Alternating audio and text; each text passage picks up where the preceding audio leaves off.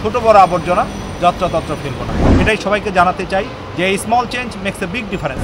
আমি পরিবেশ নিয়ে দীর্ঘদিন ধরে কাজ করছি, তারই অংশ হিসাবে আজকে এখানে এসেছি। আমি 2012 সালে জাপানে গিয়েছিলাম।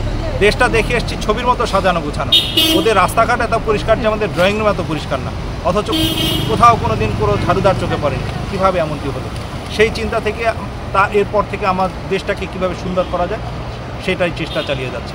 এখানে কম্পারেটিভ স্টাডি আমি দেখিয়েছি যে বাংলাদেশে খেলা মাঠ আর এটা জাপানের মাঠ। যে বাংলাদেশের স্বভাবতই আমাদের মাঠটা একেবারে নোংরা আবর্জনায় ভরা। এই আবর্জনা কিন্তু কোনো বিদেশে এসে ফেলি না, আমরাই ফেলছি। এবং ফেলানোর আগে এগুলো আমাদের হাতে, ব্যাগে বা পকেটে ছিল। ব্যবহারের পরে প্রয়োজন শেষ ফেলে দিয়েছে, কিন্তু ব্যবহারের পরে এগুলো যদি আমাদের হাতে, ব্যাগে বা পকেটে রাখতাম, যে যেখানে ডাস্টবিন পাবো সেখানে ফেলবো, তার আগে ফেলবো না, তাহলে আমার এই মাঠটা এই মাঠের মতো সুন্দর হতো।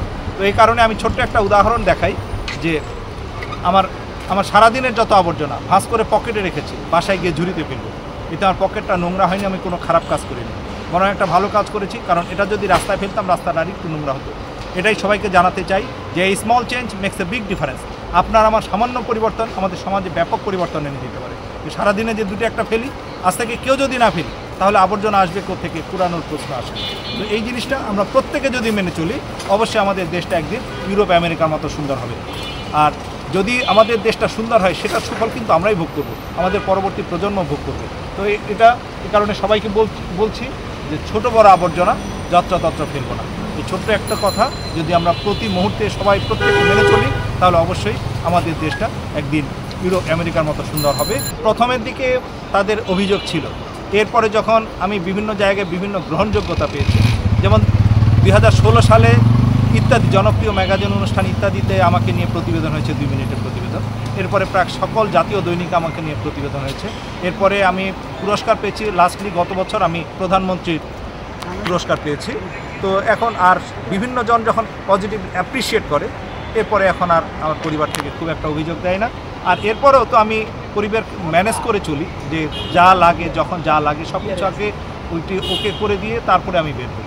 এবং অনেক ধরনের প্রস্তুতি, আমি যে বের হয়েছি, মানসিক প্রস্তুতি, শারীরিক প্রস্তুতি, পারিবারিক প্রস্তুতি, অনেক প্রস্তুতির ফলশ্রুতিতে এটা আমি আজকে ঢাবিতে কেন এসেছেন? ঢাবিতে আসছি যে এখানে নতুন এই ছাত্র সংসদ গঠিত হলো, নতুন বিপিজিএস দীর্ঘদিন পরে এখানে গঠিত হলো। তো আর আমরা এই যে কিছুদিন আগে নতুন বাংলাদেশ, 1 বছর আগে আমরা নতুন বাংলাদেশ পেলাম। তো এই যে আবার নতুনভাবে এই যে ছাত্র সংসদ গঠিত হলো, তো এই নতুন এই জেনারেশনকে আমি একটু দেখিয়ে তাদেরকে যদি আকৃষ্ট করতে পারি যে আমাদের এই ক্যাম্পাসটাতে যদি আমরা পজিটিভ কোনো পরিবর্তন আনতে পারি, তাহলে সেটার ছোঁয়া গোটা দেশে লাগবে। সেই চেষ্টা থেকে যে এখানে পর্যাপ্ত ডাস্টবিন দেওয়া হোক এবং ছাত্রদের মধ্যে সচেতনতা যদি বিল্ড আপ করা যায়, তাহলে অবশ্যই আমাদের দেশটা ইউরোপ আমেরিকার মতো সুন্দর হবে।